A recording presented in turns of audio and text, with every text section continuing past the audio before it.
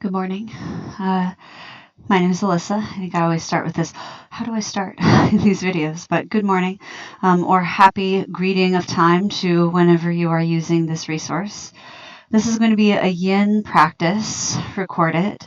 And my name is Alyssa if we haven't met.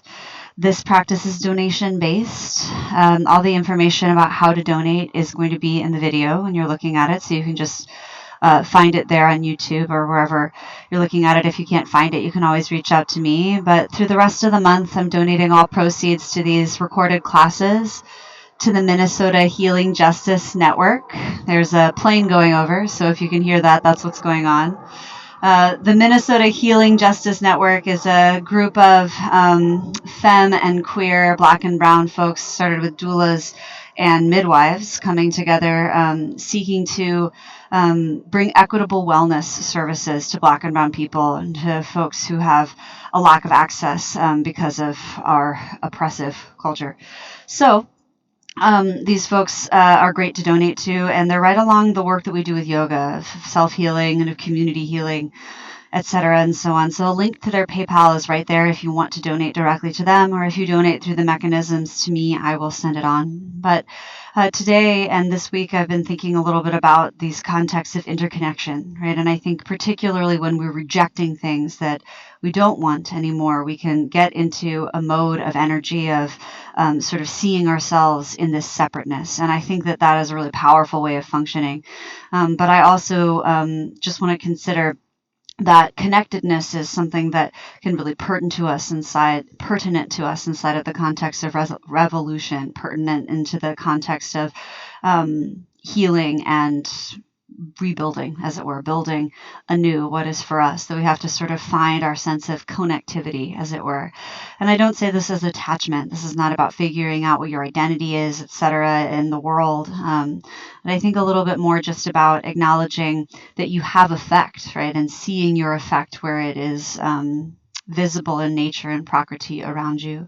Yin gives us the opportunity to be with effect over time, to feel what's going on in the here and now over the course of time, and to move in and out of things very slowly, so that instead of trying to take action, as it were, we are taking being. We are moving into a sense of being and being present. All right, if it's new, I'll talk about the tenets of the practice when we're inside of our first posture. Otherwise, let's go ahead and get started. I like to unite 3 rounds of the seed sound of Om at the beginning. If Oming or chanting isn't for you, feel free to sit with us in presence instead. Otherwise, let your hands drop into any position that doesn't draw too much unnecessary attention to them. Close your eyes or look down at one spot on the earth in front of you. To clear and prepare the energetic channel of the body, take a big free inhale in through your nose. And open mouth exhale, HA. Inhale, prepare for Om.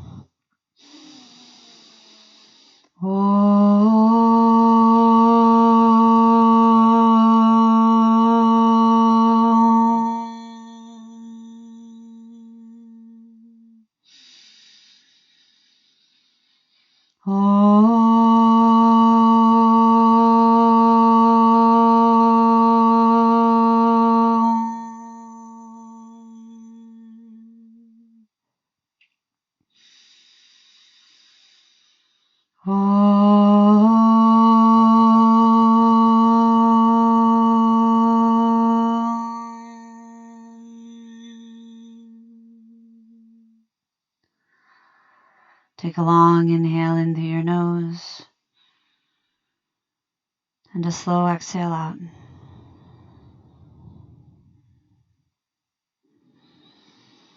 let's begin today lying on the back. So you can come to your space or your mat and lie down. Lay flat on your back to start with.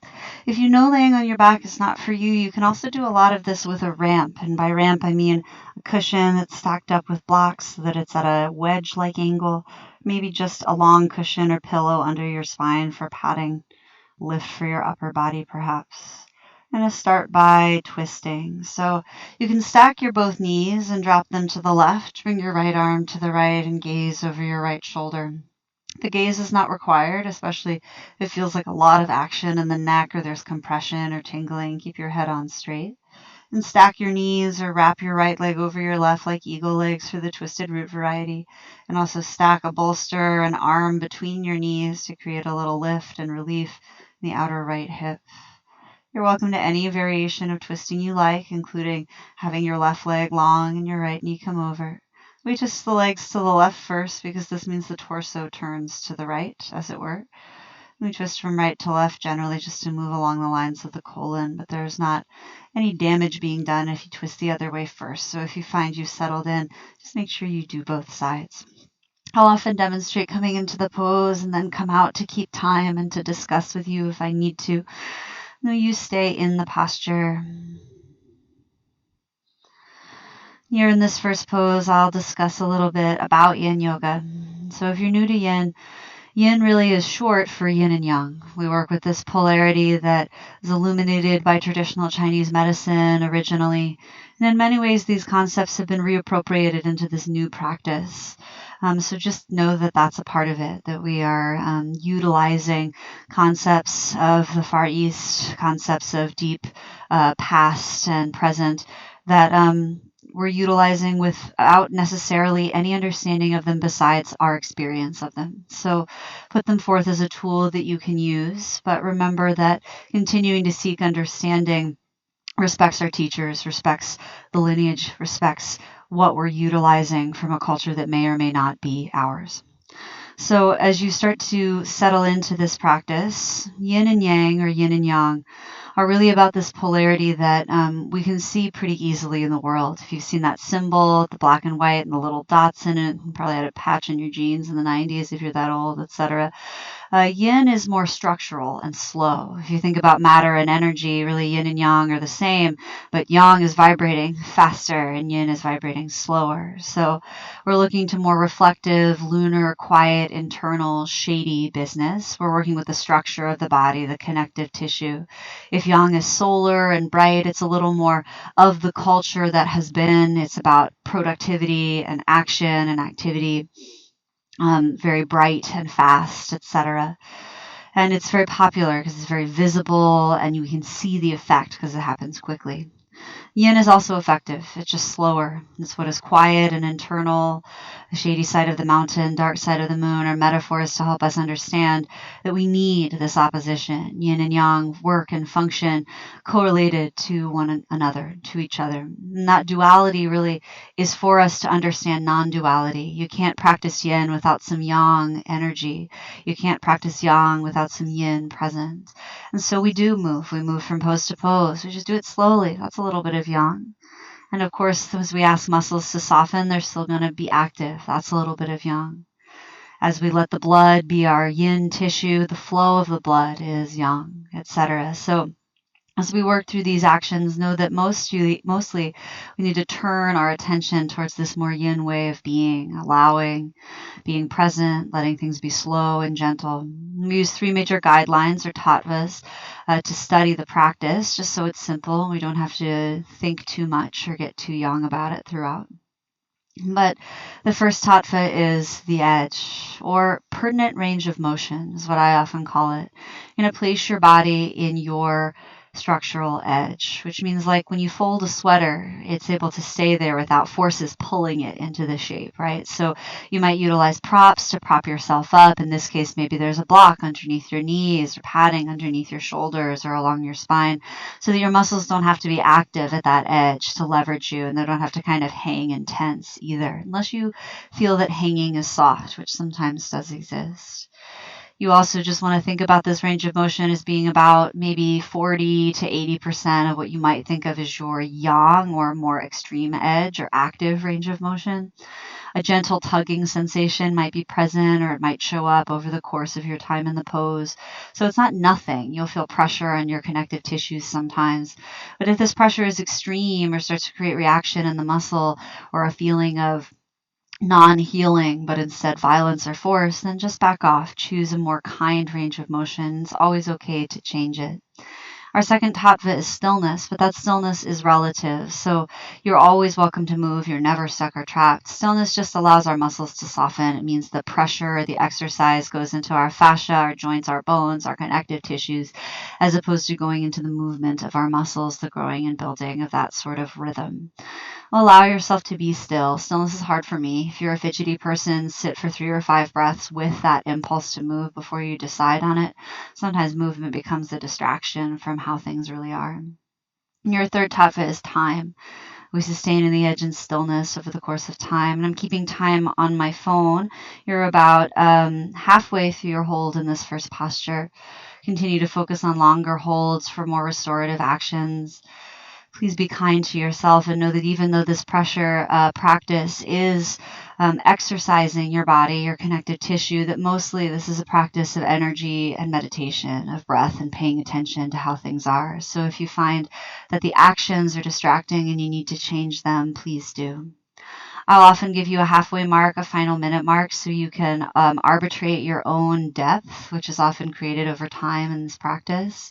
You can decide at that time to practice resiliency by exiting the pose or by softening the depth, or you might choose to remain where you are because things feel good, and that's the resiliency practice. So take your time. Remember that this is a practice of liberation, so try not to get too focused on the rules, as it were. Instead, consider how you can use the structure at hand to create ease. Right? There's still a balance between sthira and sukha, between structure and ease, between structure and energy.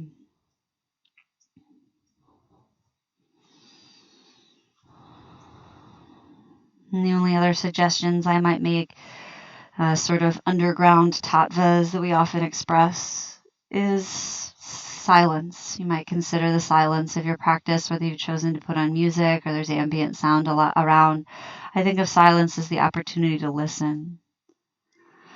You might also consider discomfort. Not that you're obligated to discomfort, but that compassion around discomfort is really a big part of this practice, figuring out where things don't want to relax, where they're holding, etc., and asking them to be soft. It may feel uncomfortable, it may feel vulnerable. But the work here is to allow your parasympathetic nervous system to key in your rest and digest, to practice the muscles required in your mind, as it were, to push the brake just as much as to push the gas. You're here in your final minute in this posture on this side. You're always welcome to apply a soft Ujjayi pranayama if that gives you a little bit more space and time. Gives you a little more ease and gentleness.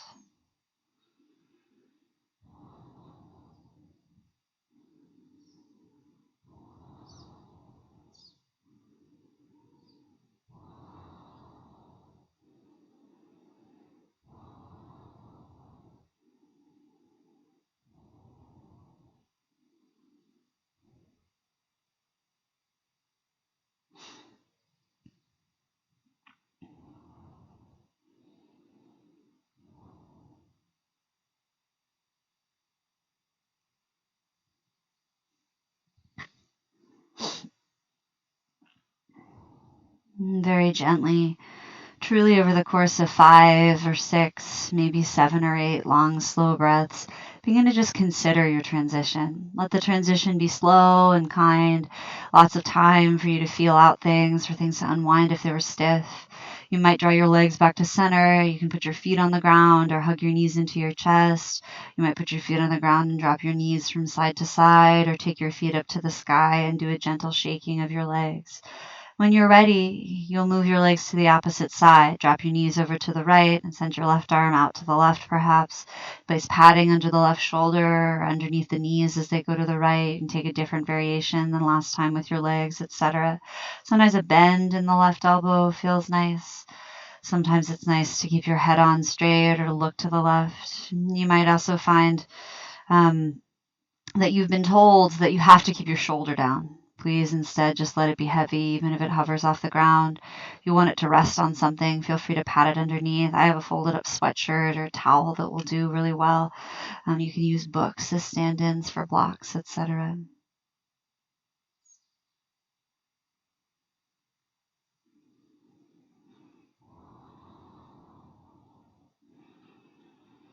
Remember, things might be different from side to side. Sometimes they're the same, but try not to create this sort of equation where you have to make it the same from side to side. Let it be as it is.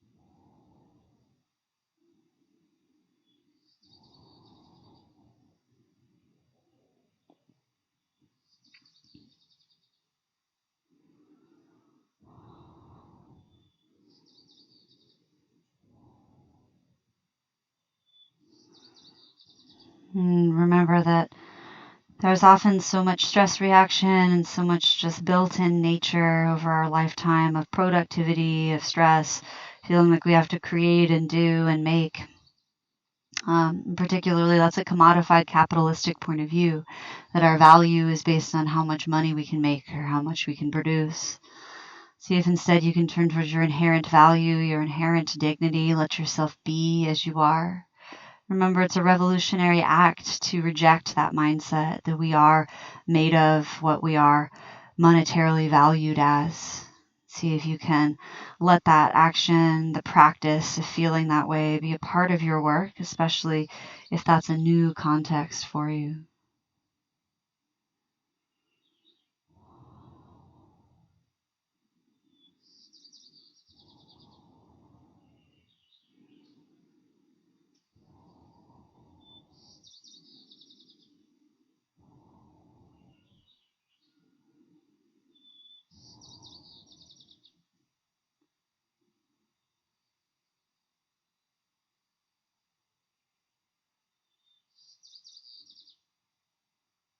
You're about halfway through your hold on this side.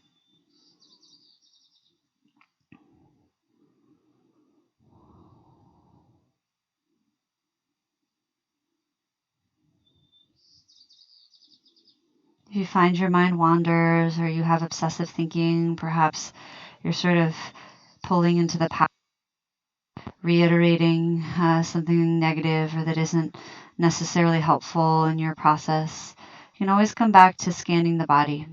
Turn your focus to where your body meets the earth and scan slowly, inch by inch upward, and return to the base again. Continue. Or go to your breath. Observe its natural rise and fall. Even count the breath if it's useful to you, counting down maybe from 100 to 1 over time. Otherwise, allow silence and space to be a part of your work.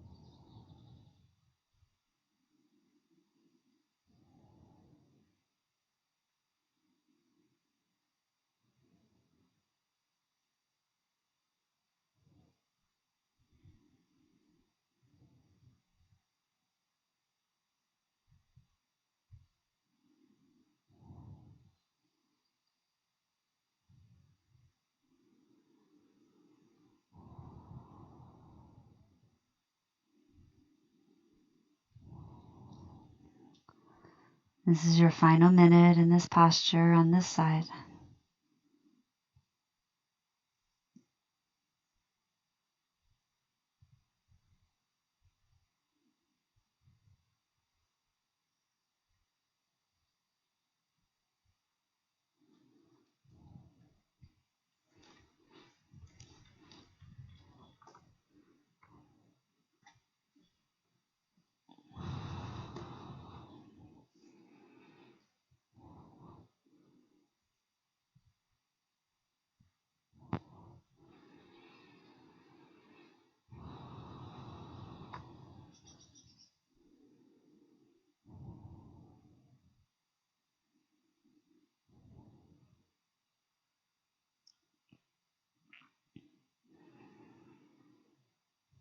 Very nice. Over the course of the next 5 or 6 slow rounds of breath, begin to consider your exit from this posture. Take your time. And slowly bring your knees back to center, and you could give them a squeeze. I'm going to move next into the banana asana, another form of Ardha Chandrasana. I'm going to stand up and show you the pose from a standing position, but you'll lie on your back. So with the back of your body on the ground, you're going to keep your body long and take your whole body and shimmy over to the left side of your mat or your space. So you have space to the right. And then you'll take your feet over to the right and your upper body over to the right so that you end up side bending to the right. You're going to have your arms overhead, grab for the elbows, arms by the sides, arms out. Some people like one arm over. You're welcome to try it out. You might cross one ankle over the other. You can cross the outside ankle over, you can cross the underside ankle over. They're both good. I'm going to join you for this posture. We'll be in this posture for about 4 minutes on each side, so not a super duper long hold, but longer than some.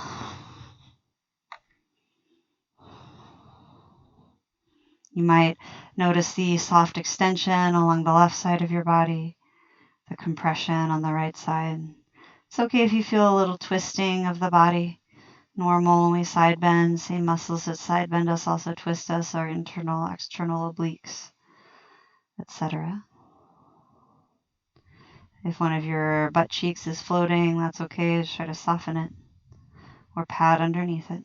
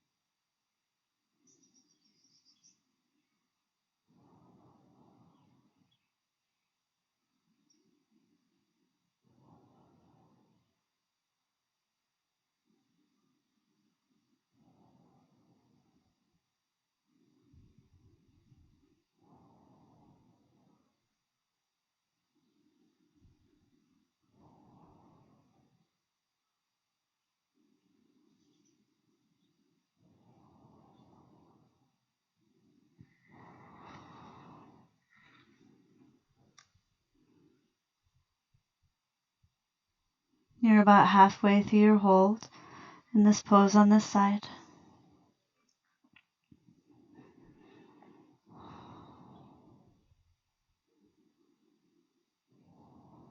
And remember, you have a bunch of capillaries and nerves. That's sort of where your armpit and front shoulder meet your torso and your neck. And they can be running through muscle in some bodies. They can be under muscle or above muscle in some bodies.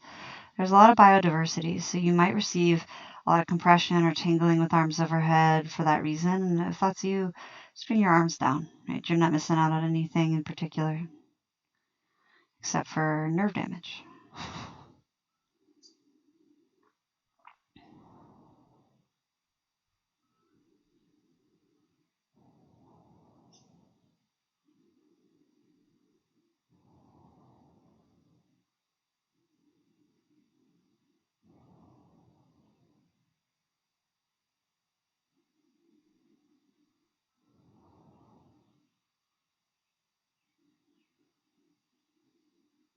You're probably already at your final minute.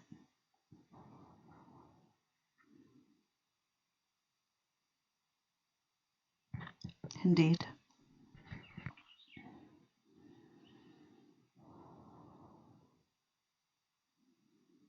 Remember, it doesn't have to be extreme to be effective.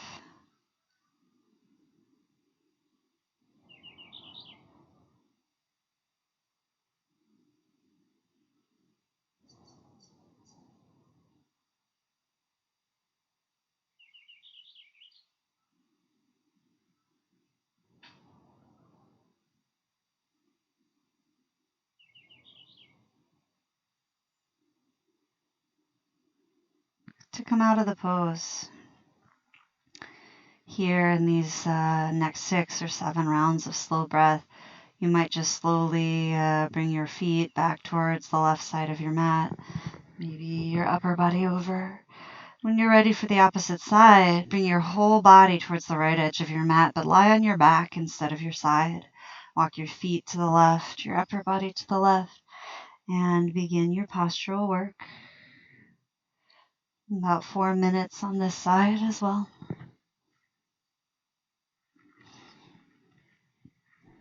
And remember, we are often asymmetrical beings, so things might be real different from side to side, and that's okay. I'm not trying to beat the body into some aesthetic. Let it be how it is. Let it be valuable inherently.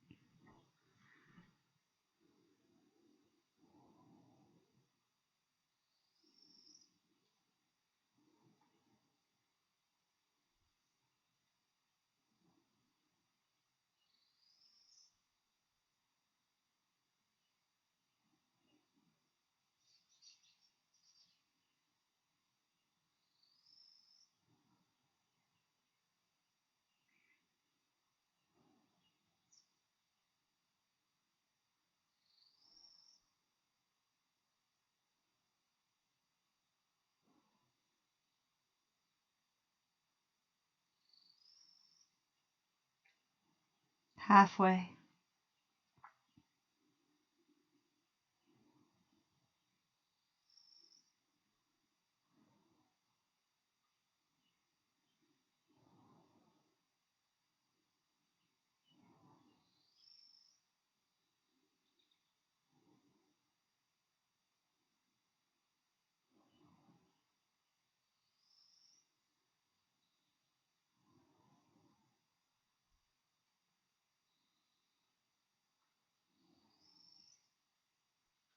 Final minute.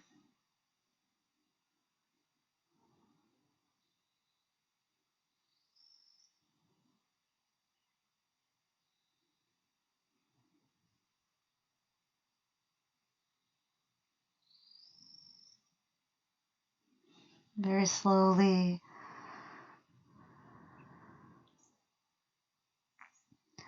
allowing yourself to feel the effect of action, noticing how things are, noticing where you go, where your attention is, and what do you pay attention to in these states of relaxation. Does your mind start to fight or flight you? You turn back towards rest and digest. And taking a very slow, transition out of the side over the next 5 or 6 rounds of breath, which is really almost a minute if you're breathing slowly. Come back to center. We're going to transition. It's not super tricky, but it's a little tricky. Once you're back at center, if you find that you want to unwind the legs from side to side, and you need to roll out your fingers or your arms, feel free. We're going to take the left leg long, like you're lying on your back, and take your right knee and twist it over to the left, just like that twist we did. But this time, take your left arm up and keep on rolling over the left side of your body until you come into sleeping infant. So you might scooch up and over. You can walk your knee higher or lower. We're starting with the right knee, but if you ended up with your left knee bent, that's okay. We'll do both sides. You can stay upright like a Sphinx pose. You can even pad your upper body with blocks or your sweatshirt or your towels. You can come down, maybe stack the fists to catch the forehead. You can look right or look left. Sometimes it's a nice neck stretch either way.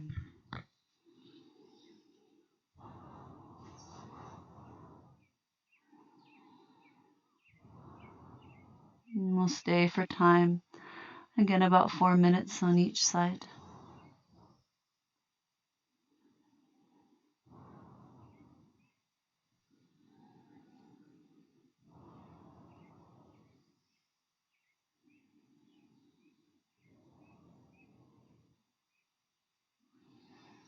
Continue to pay attention to your breath and to notice how things are.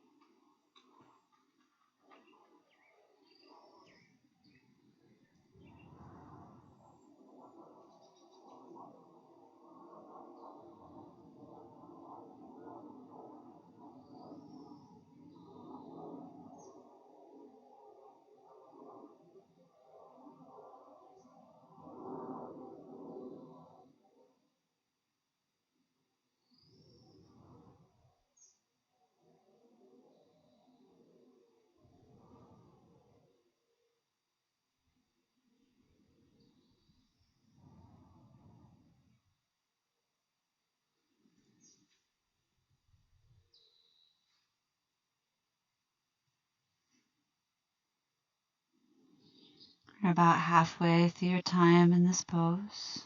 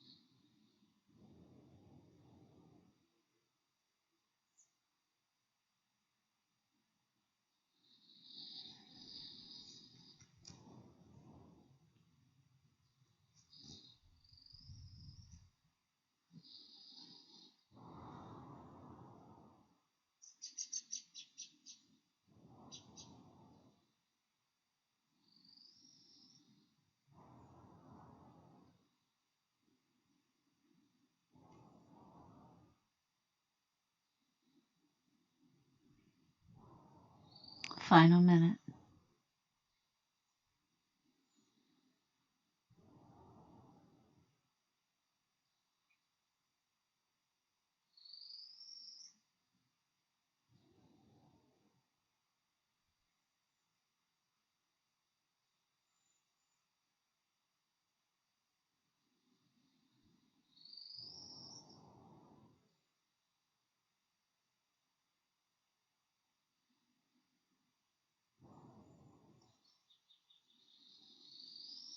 And with great ease and kindness, begin to release your hold in this pose. You might slide your right leg back. And sometimes it's nice to wiggle the tail side to side or to drop the feet from side to side and let your shins windshield wiper. We'll come next into the Sphinx pose. You can pull yourself up. Sometimes it's nice to create padding. You might fold a blanket up and put it underneath your bottom ribs, or take a pillow and slide it under your armpits and front ribs. If you feel like it's too high, know that laying down can often be enough pressure on the lower back, so you can bring the upper body down, and also walk your elbows wider or more forward so that you have a little bit less pressure. You're welcome to hang the head. You can stack fists to catch your head, or put a block or two underneath. You can hang your head into gravity as well. Some people love keeping the head and neck upright. Won't be over super long hold, about 5 minutes in this posture. If you find you want to bend your knees, you need more pressure in your lower back, that's your anatomy, or you need, please feel free to do so. Make sure you can be where you are. The movement towards softness and relaxation. If it creates a lot of effort or stress, you start feeling sort of shaking or clenching, then you may just want to find a more supported version or a less deep version of what you are doing. And we'll hold for time. Don't worry, we'll do the other side of sleeping infant afterwards.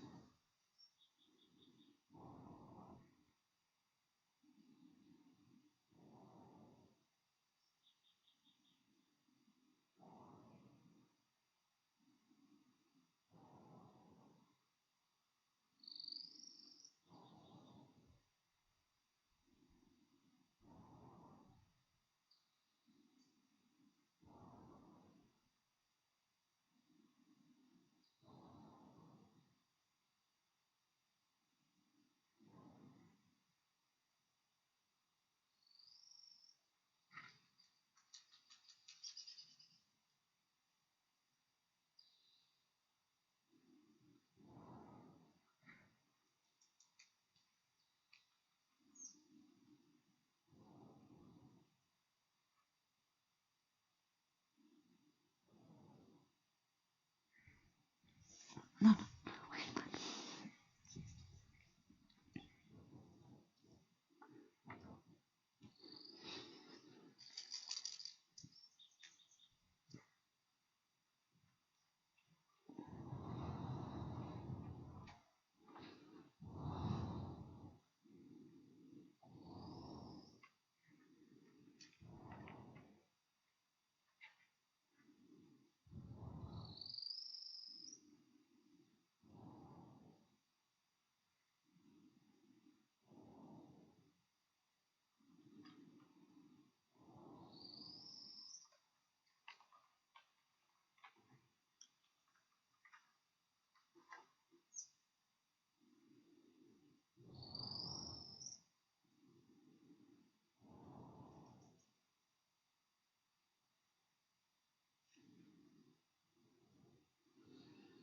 You're halfway through your time in this hold. Again, assess your edge work. Maybe you need to back off. Maybe it needs to go deeper for you.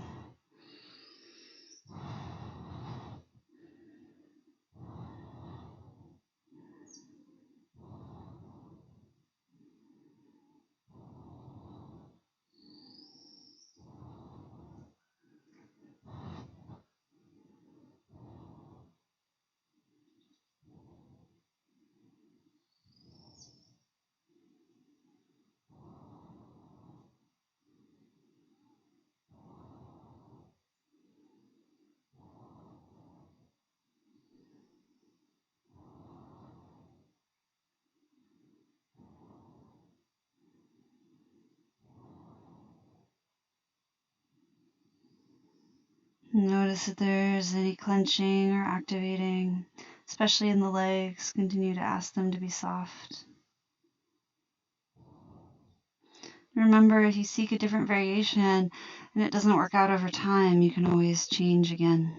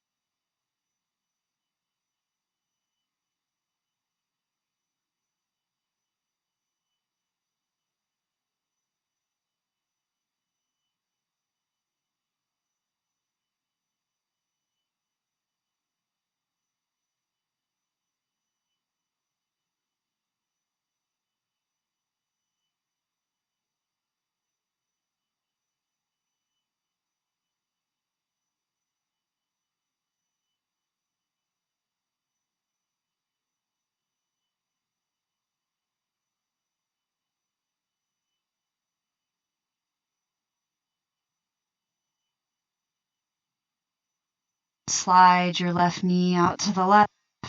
Scooch over myself a little bit. You might stay up on the upper body or lower it down. And wherever you land, allow that landing to be of honor and use to you.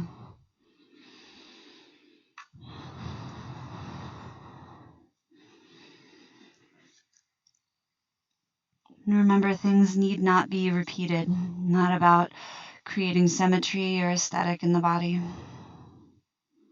It's about noticing how things are.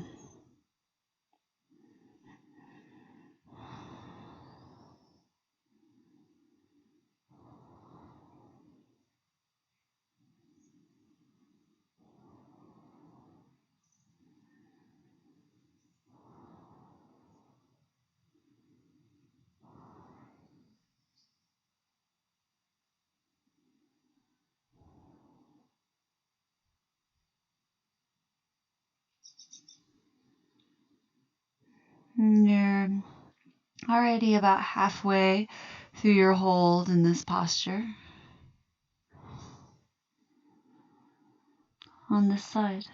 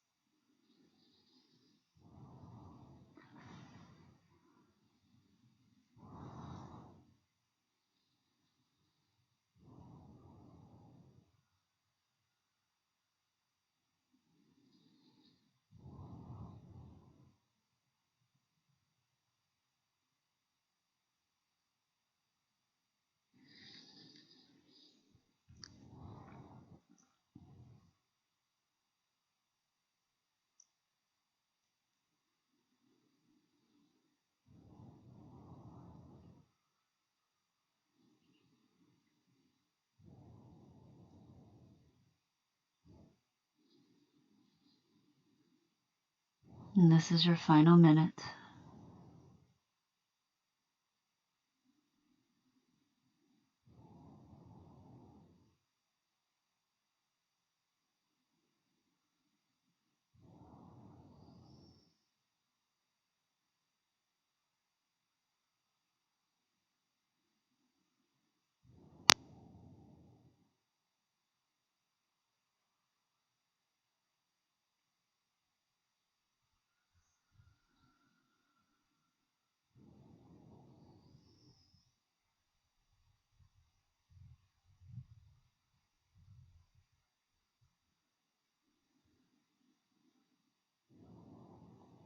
And very softly, over the course of time, begin to consider your transition out of this posture. You might sweep your left leg slowly back, and again, maybe there's a twisting that feels good or a wiggling. We're going to slowly make our way up to a seat. So you might roll onto your left side again and press yourself up. All right, we're going to do some seated forward folding actions. And so I'm going to utilize some props. You can use them this way or other ways if you'd like. Now, some folks really like to sit up on the edge of something. If you're going to do that, and here I have my sweatshirt folded up, you want to sit up on the edge of it the way you'd sit on the very edge of a chair, so it sort of sticks your tail out behind you and sits you upright. Your legs are out in front. They don't have to be super together. You don't need to flex your ankles. You don't need to engage your quads to straighten your legs. In fact, I like to bend my knees in this particular posture and put a block or two behind the knees so that that tilt is happening in my pelvis. There's a fold happening already because the legs are coming towards my face. You could sit up on something and put something behind your knees. I'm going to put something behind my knees today and pad it with my sweatshirt. And you'll fold forward and down. Now, maybe that's really where padding might be more required, utilizing your block or your prop and sort of sit yourself up and over. You might end up using a block to catch your head as you fold down. Let your arms fall wherever it feels reasonable or most of ease. Remember that it sometimes just feels awkward to let the body hang at its edges, and that might be true for you. You can also do this sitting in a chair, maybe with a box or a couple of books sitting between the feet so you can catch your hands or your arms on it. And we'll stay for time. One of our longer holds here, about 6 minutes.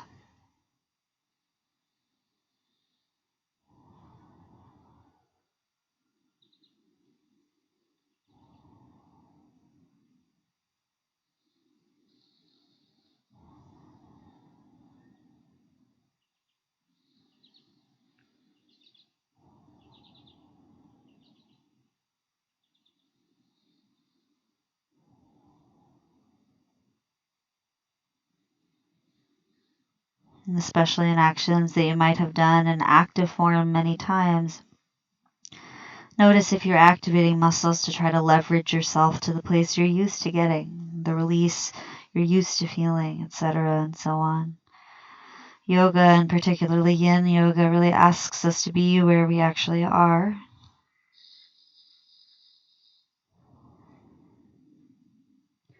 Even as that experience is changing.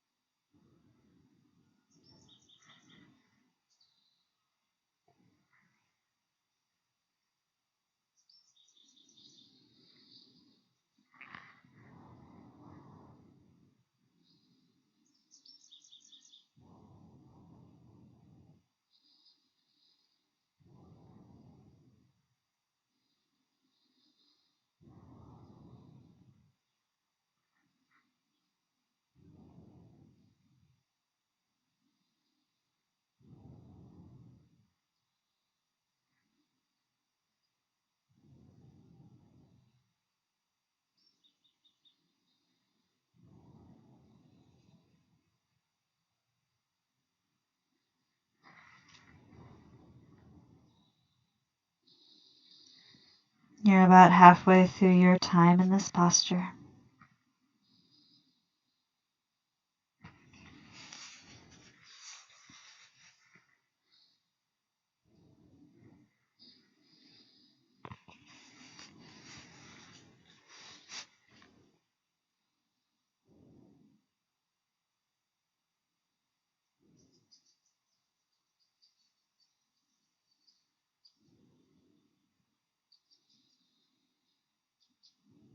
And we work into these forward folding, compression bits of business. We're always stretching along our bladder meridian and the back of the body. I do some compression into the front body, which works a bunch of major meridians in the internal hip. We've worked along a lot of our more yin meridians, meridians as they exist, organ networks in traditional Chinese medicine. A lot like the way those meridians are used for acupressure, acupuncture.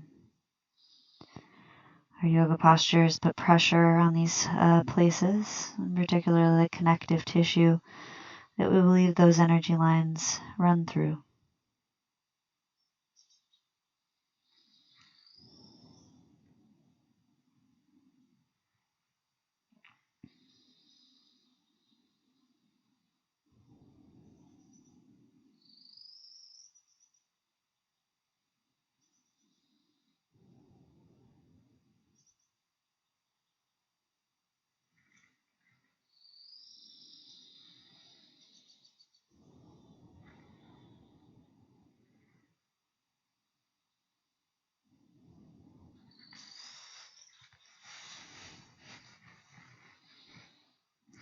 You're in your final minute in this pose.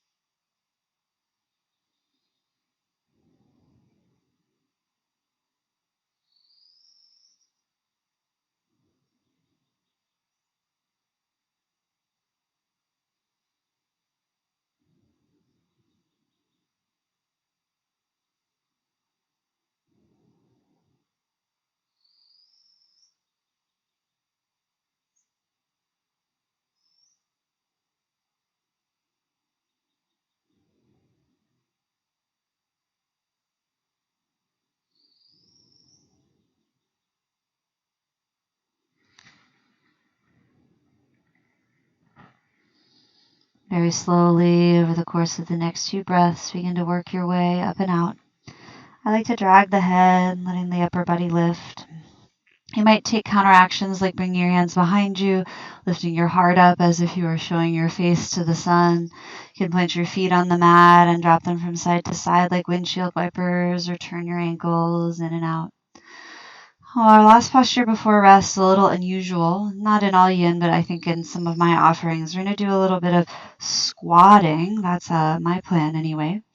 So I'm going to show a way to do this where you roll up the mat. I have this mat here. You might not be able to see it, but I'm going to roll that up and give you a little bit of context for that. So once your mat is rolled up, you could bring your heels onto the edge and let your toes slide off the front. So it looks a little bit like this if we're doing it with the mat rolled up.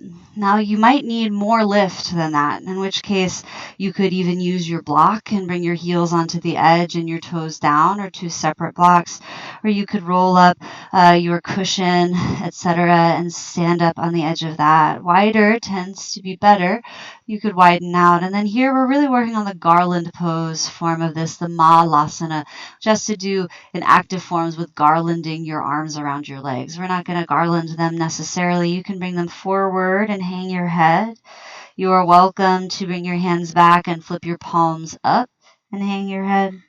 We're only going to be here for about 2 minutes, not a super long hold comparatively.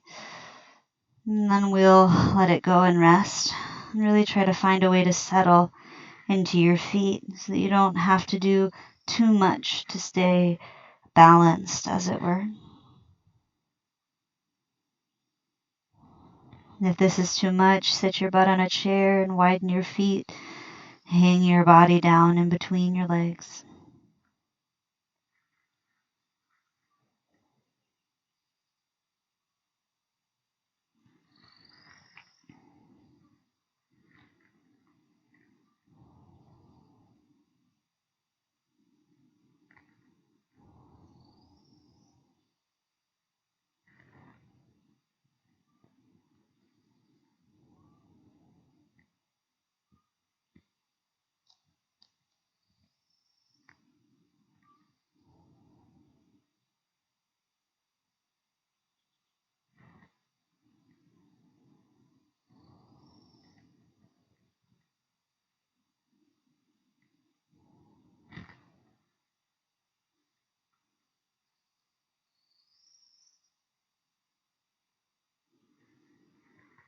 And you're about halfway through your time in this pose already.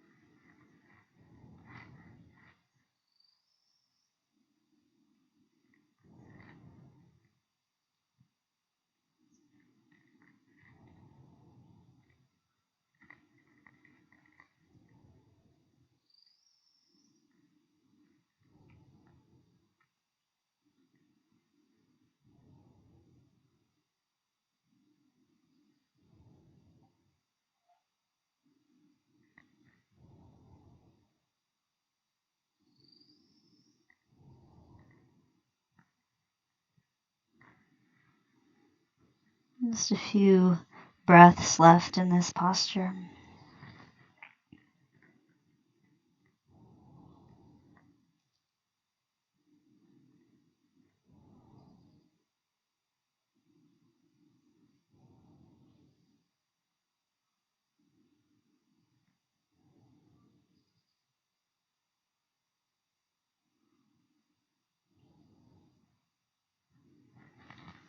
And with great kindness and ease, begin to release your pose. Slowly, you might lift your upper body up and bring your pelvis to the ground. You're welcome Again, to take your legs out long, maybe to windshield wiper from side to side a little bit. We're going to lay on the back. And so you're welcome to set up a ramp. If you have an extra yoga mat around, you might roll it up. It becomes a pretty good bolster. You could also roll up a towel and take 2 blocks and set them up lengthwise, short end to short end against each other, etc. And I'm going to suggest a little bit of restorative action. So you might lay a yoga mat along the length of your spine for rest. You might decide to lay fully on your back. You can add or omit these options dependent on availability in your body and what you have around, but come to lay down on it. So we don't really want the butt up on the bolster necessarily. You can always experiment with it. You sort of want your seat to be in front of your bolster or your yoga mat at the short end and lay down along it. If it feels like your head is coming below your heart, you might take a sweatshirt or a block and slide it underneath the tall end of this action. You can also put a block at the tall setting, put a block at the middle setting below it, and create a little T-ramp for yourself if you like.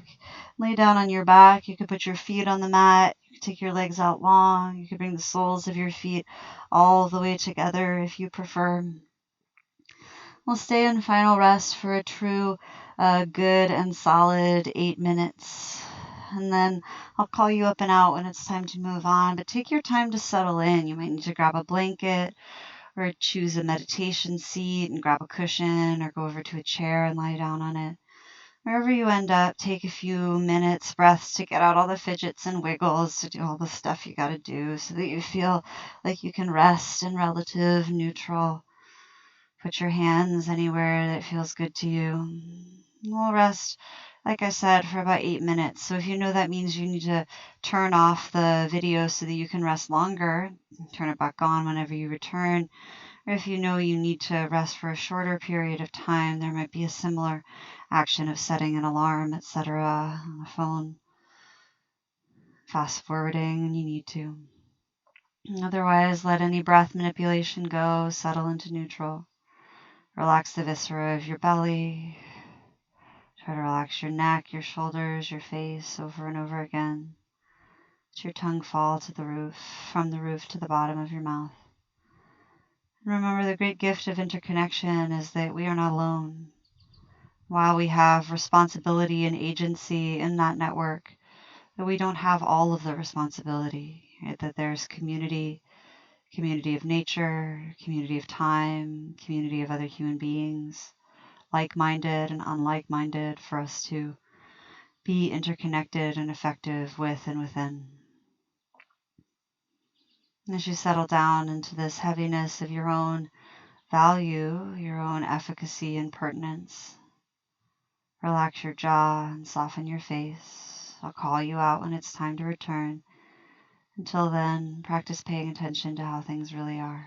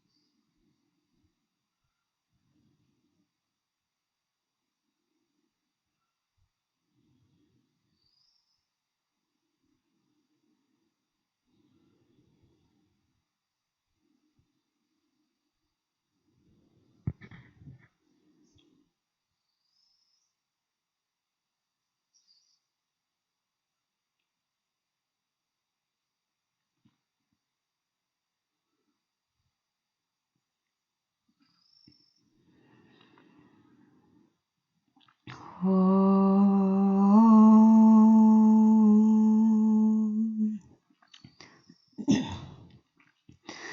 Sahana vavatu, sahano bhunaktu, sahaviryam karavavahai, tejasti navaditamastu ma vitvashavahai. Om Shanti Shanti Shanti. If you're lying in rest and wish to remain as such, do. The time has come for you to return to action. Begin to slowly go to your breath and your heartbeat and observe them. Gently, over many breaths, start to exert a little karma. Breathe on purpose. Breathe a little deeper and slower. Write it into movement. You might scrunch and spread your face. Run your tongue over your mouth surfaces. Wiggle your fingers and toes. Take it slow as you return to action. Maybe over the next 6 or so breaths, you'll stretch out or up. And at the end of that cycle, pick an exhale to draw your knees into your chest and roll onto your left-hand side. And pause on the left side. Rest your head on an arm or a hand to proper the earth in the fetal position with the knees in. Take a moment to practice gratitude for the contributing factors to your practice. Consider the ancestors that came before, yours and those of this land that you occupy. This here in the San Juans, I'm here on Salish land. You may be in Seattle, on Duwamish land, etc. Consider those people who are often still here on this land, and consider the gratitude of being present to practice here. Consider the lineage of the practice, traditional Chinese medicine back through Far East Asia, Ayurveda and yoga in India and in Nepal and Pakistan. Consider your ancestry, those that came before. Consider the privileges and gifts that have made the practice available to you, the obstacles and difficulties that have taken away accessibility to you. Consider the teachers of all kinds, knowledge of all lineages that has contributed to you. And consider your willingness to practice in community, to show up again and again and practice power and peace, love and kindness, connection and accountability. When you're ready, use your top hand to press yourself up towards a seat, and we'll seal in practice together. It's another traditional Vedic chant. All of these chants have very old sources. And whenever we translate from Sanskrit into English, we lose a lot because Sanskrit is one of the mother languages of English. A lot of the words have multiple tone, language have multiple ideas, and they hold a lot of meanings that overlap. And so remember, when someone tells you the meaning, they may just be telling you one meaning, right? So if I say a lot of words, it may be that I'm trying to get many meanings in. So this chant, the Sahana Vavatu, is about togetherness, learning together. As you slowly rise up towards a seat, this chant is a good way to close because it's about how we work in community together. It means may we together be protected. May we together know joy. May our work for the betterment of nature, of this world, of all, be brilliant. May our work always seek to move us towards cosmic, universal peace. May we not hate, fight, or dispute with one another. May we move towards Shanti, towards peace, peace, peace.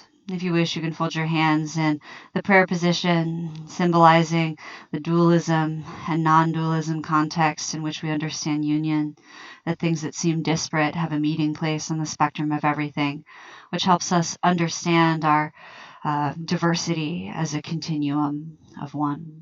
Thank you for your time, your energy, your effort. I acknowledge and salute your work. You can bring your thumbs to your third eye, acknowledging that the mind must bow to the intuition of the heart and bow to yourself, your practice, seal it in. Thank you so much for practicing.